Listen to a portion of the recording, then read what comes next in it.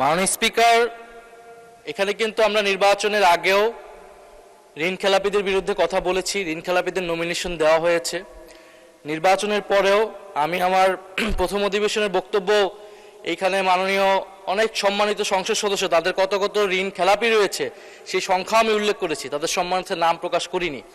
এখন যেই দল ঋণ খেলাপিদের নমিনেশন দিয়ে তাদেরকে সংসদে নিয়ে আসে, এটা তো তাদের দায়িত্ব, তাদের উপরে এই দায় চাপায়।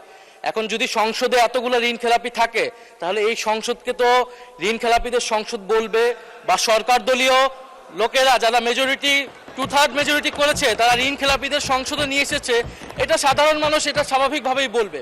আর আমরা সংসদকে সার্বভৌম বলতেছি, এখন এই সংসদে যদি আমরা ঋণ খেলাপিদের ঋণ খেলাপি বলতে না পারি এই সংসদে, তাহলে মাননীয় স্পিকার আমরা আর কোথায় বলবো?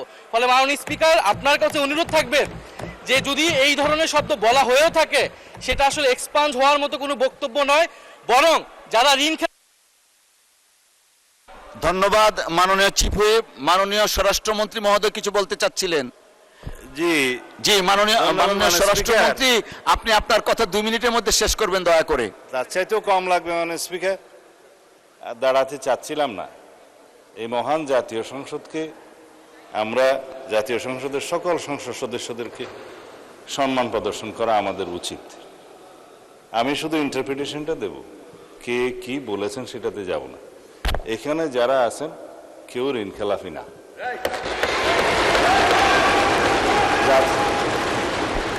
নির্বাচনী আইন, রিপ্রেজেন্টেশন অফ পিপুলস অর্ডার এবং অন্যান্য বিধিমালায় অনুসারে যারা ঋণ খেলাফি আদালত কর্তৃক সাব্যস্ত হবে, ঘোষিত হবে, তারা দে আর ডিসকোয়ালিফাইড, তারা এমপি হিসেবে নমিনেশন দিতে পারবে না, অবৈধ। নির্বাচিত হয়ে এসছে, তার মানে ঋণগ্রস্ত হতে পারে, নট ঋণ খেলাফি। এখন যদি এখানে কেউ ক্লেম করে যে এই সংসদে ঋণগ্রস্ত ঋণ খেলাফিদেরকে নমিনেশন দেওয়া হয়েছে, এটা কোনো লিগ্যাল ইন্টারপ্রিটেশনের ঠিকানা। যাদেরকে নমিনেশন দেওয়া হয়েছে তাদের মধ্যে কারো কারো বিরুদ্ধে ব্যাংকের মামলা ছিল, অন্যান্য প্রাইভেট পক্ষের মামলা ছিল, সেগুলো ডিসপোজড অফ হয়ে গেছে ইন দ্য হাইকোর্ট।